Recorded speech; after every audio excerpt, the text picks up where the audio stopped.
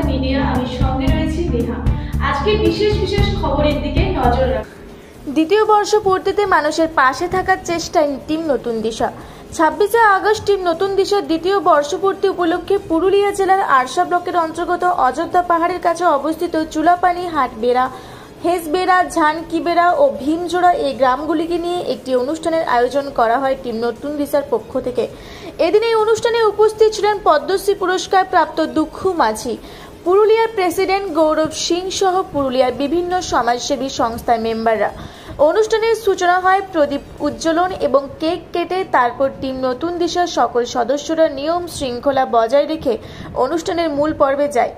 যে গ্রামগুলিকে নিয়ে অনুষ্ঠানের আয়োজন করা হয়েছিল সেই গ্রামগুলিতে যতগুলি ছোট বাচ্চা রয়েছে সেই সমস্ত ছোট বাচ্চাদের স্কুল ব্যাগ, খাতা, কলম, পেন্সিল বক্স এবং গর্ভবতী মহিলাদের পুষ্টিকর খাবার ও বৃদ্ধাদের জন্য শাড়ি এর পাশাপাশি 4টি গ্রামে যতগুলি ঘর রয়েছে প্রত্যেকটি ঘরে একটি করে সোলার লাইট বিতরণ করা হয় টিম নতুন দিশার পক্ষ থেকে।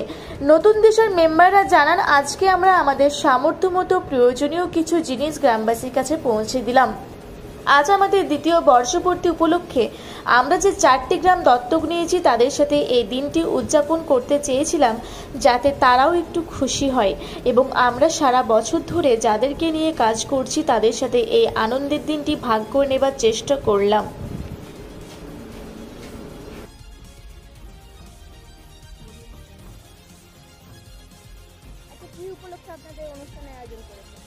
আজকে 26 আগস্ট 2024 আমাদের নতুন দিশা টিমের দ্বিতীয় বর্ষপূর্তি উপলক্ষে আমরা অযোধ্যার উপর যে 4টি গ্রাম দত্তক নিয়েছি, আমাদের এই দিনটি আমরা ওদের সাথে সেলিব্রেট করার জন্য এখানে এসেছি। আজকে অনুষ্ঠানে কে কে উপস্থিত ছিলেন? আজকে অনুষ্ঠানে পদ্মশ্রী পুরস্কার প্রাপ্ত দুঃখু মাঝি, আমাদের পুরুলিয়ার প্রেসিডেন্ট গৌরব সিং এবং বিভিন্ন সমাজসেবী সংস্থাগুলি আমাদের সঙ্গে এখানে উপস্থিত ছিলেন। কি অনুষ্ঠানের আয়োজন করেছেন?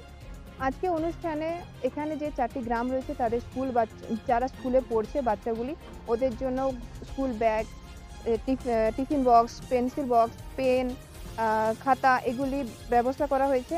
এবং প্রেগনেন্ট মহিলা যারা বা যাদের 2 বছর অবধি বাচ্চা রয়েছে তাদের জন্য সমস্ত প্রোটিন জাতীয় খাবার যেমন ডিম, সয়াবিন, ডাল এগুলি ব্যবস্থা করা হয়েছে। এবং সবচেয়ে বড় জিনিস, এইখানের গ্রামগুলিতে ইলেকট্রিক ব্যবস্থা নেই, তাই এখানে আমরা প্রত্যেকটা ঘরে সোলার লাইটের ব্যবস্থা করেছি এবং ওগুলো ওদেরকে দিয়েছি।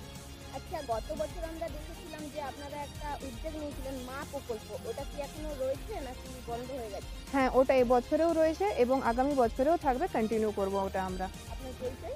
আমি নতুন দিশা টিমের একজন মেম্বার, দেবস্মিতা কর। পুরুলিয়া থেকে জয়শ্রীদের রিপোর্ট, রূপসী বাংলা মিডিয়া।